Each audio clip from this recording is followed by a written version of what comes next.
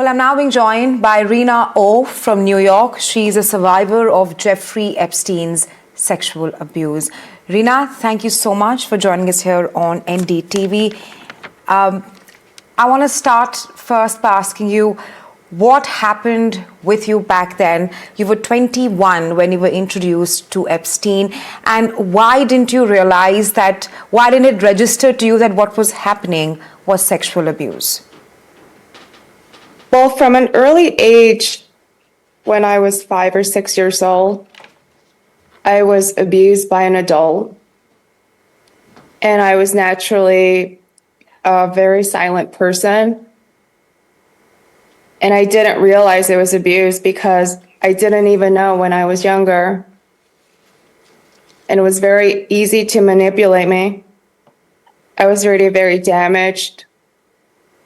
And Jeffrey saw that. And he took advantage of me. Okay, you say that Jeffrey took advantage of you. In one of your interviews, you also said that Jeffrey Epstein made you feel indebted to him.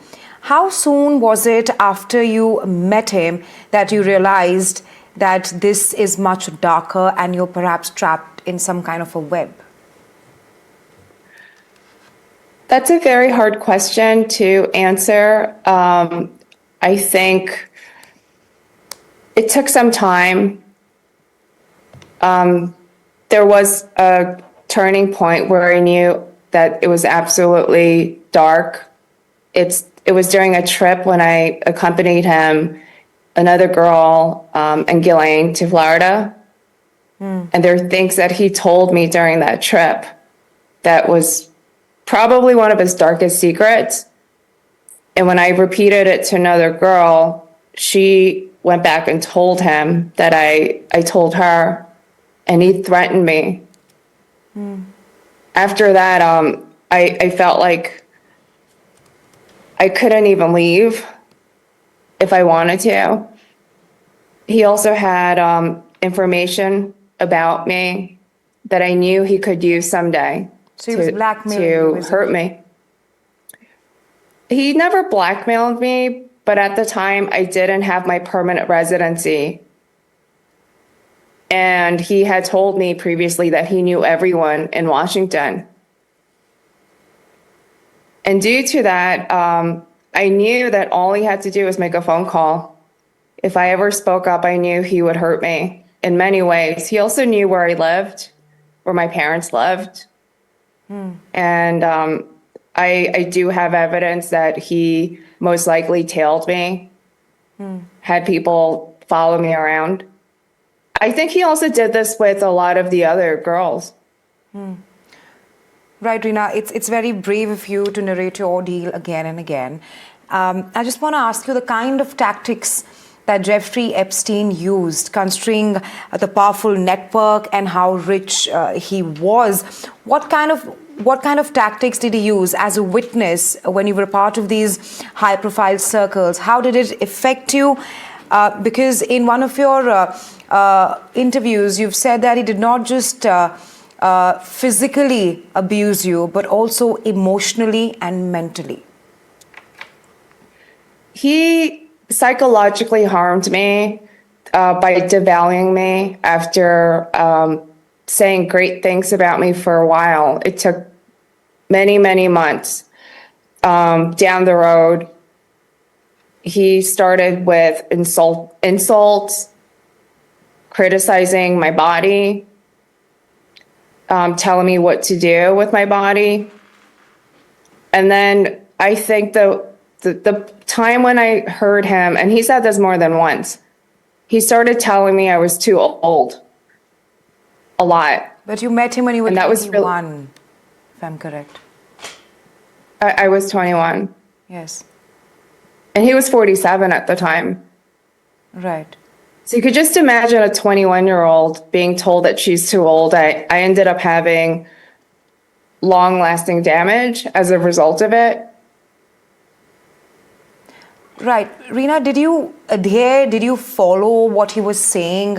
How did he perhaps trap you in this kind of a web? And at what time did you realize that I need to get out of this because what is happening to me is sexual abuse by a pedophile? I think the last time I saw him, he was very violent. And that was the last time I saw him. I just never went back.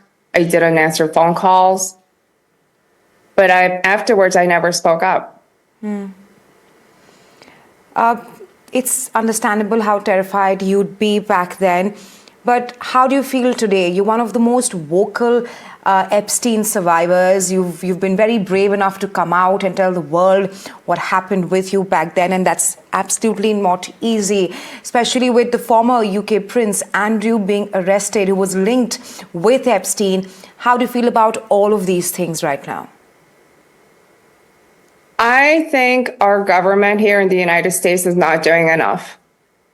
And this morning, I was receiving a lot of phone calls from people who, they actually told me what happened with the former Prince Andrew. And I think it's about time that something like this happened. I know he will never admit to the other allegations. However, this is a stepping stone, and he needs to answer to everyone.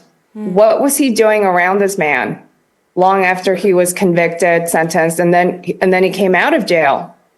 And we've been wondering all these years since he denied any wrongdoing in the other allegations. It's a relief that someone of his stature is being held accountable, even though he's a former royal member of the royal family. Well, he's still blood related, but he no longer holds a title. I think this is going to set an example for anyone else who's named, whether their names are redacted or unredacted, the government has the information. And I hope they take more action because they're not doing anything here. Right. What would your message be to all the survivors who are watching you right now? And of course, before we start this interview, you spoke about Dorothy, who's the mother of Caroline, and she passed away in 2023 and was perhaps the key witness in the Maxwell trial. I want all the survivors to know that they're not alone, that the world does care about them, and they need to stay strong. Don't let the government, the Department of Justice, intimidate them. I know a lot of them are scared right now because their names have been revealed. They've been anonymous for so many years. They need to be persistent, and we are going to do this. We are going to get the full transparency, and those who participated in this, organized criminal enterprise, they will be held accountable. We're going to get all of them.